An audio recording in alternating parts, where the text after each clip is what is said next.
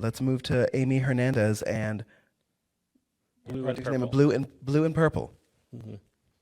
Hello, everyone. My name is Amy Hernandez, and I am a proud member of Thrive Tulsa's 4th class.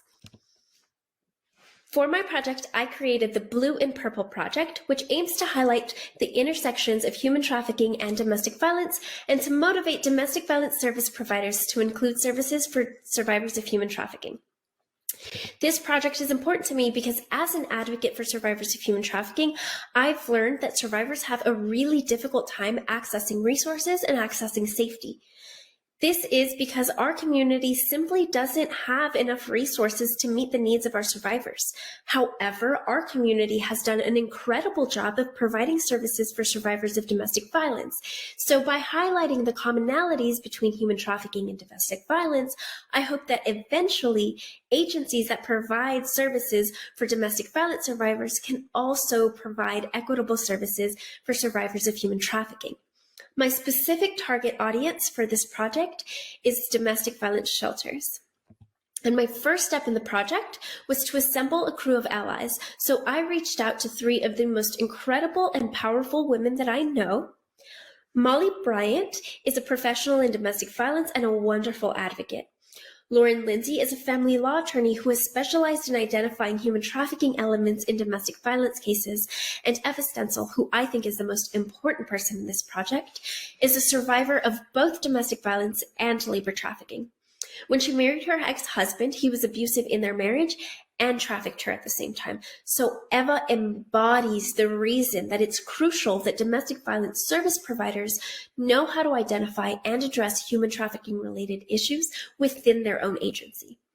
Eva is a living example of how human trafficking can and does exist within domestic violence cases. Together, we created a presentation specifically for domestic violence providers. The presentation included statistics, legal considerations, and first steps that need to be taken in order to get certified to work with survivors of human trafficking within a shelter. We ended our presentation with Eva's incredible story of survival. She specifically highlighted her need for support from the community and her inability to access adequate services at her time of need. So we launched our project at the Partners for Change conference. Now, the Partners for Change conference is a statewide conference for domestic and sexual violence service providers in the state of Oklahoma and surrounding areas. And the presentation was a huge success. We got great reviews, and most importantly, we met with representatives from domestic violence shelters across the state of Oklahoma that expressed interest in expanding their services.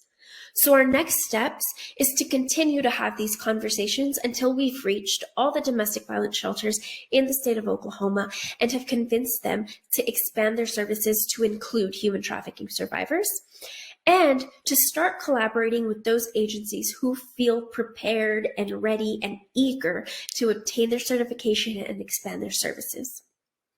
Now, we are so fortunate to have the only 2 OAG double certified shelters here in the Tulsa area, which means that we as a community have already started paving the way and can lead this change right from here at home. So as Blue and Purple project grows, I'd like to create a step-by-step guide that shelters can use in order to obtain their certification and provide adequate services for survivors of human trafficking. I'd also like to be able to provide tips and tricks that the current domestic violence human trafficking shelters have learned through practice and through experience, so that as domestic violence shelters start expanding their services, they don't feel like they're having to reinvent the wheel. My ultimate goal with Blue and Purple is to have every domestic violence shelter in the state of Oklahoma open their doors to survivors of human trafficking as well. I have so much hope for this project, and I'm so grateful that Thrive was able to provide this opportunity and motivate me to launch this project. This project is going to have such a wonderful impact for survivors of human trafficking. So thank you, and special thanks to Michelle and Marcia.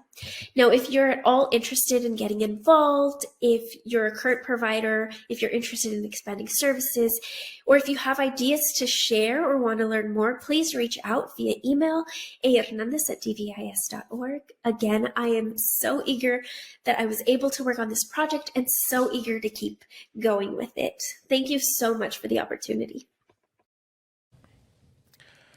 Wow, that was quite a video. Yeah. And, a topic that, one of the things we learn a lot about in Thrive is the impact of intersectionality on so many problems. And this is one that, we've talked about a lot, should be obvious, but it's something I never really thought about, the intersection between human trafficking and domestic violence. Yeah. So the people willing to do one are obviously capable of doing the other, and that happens quite often. And it's not something those shelters are prepared for. So Right. So thank you, Amy. Amy's contact information is up on the screen for anyone who wants to connect to learn more about this program, this project, and how they can help.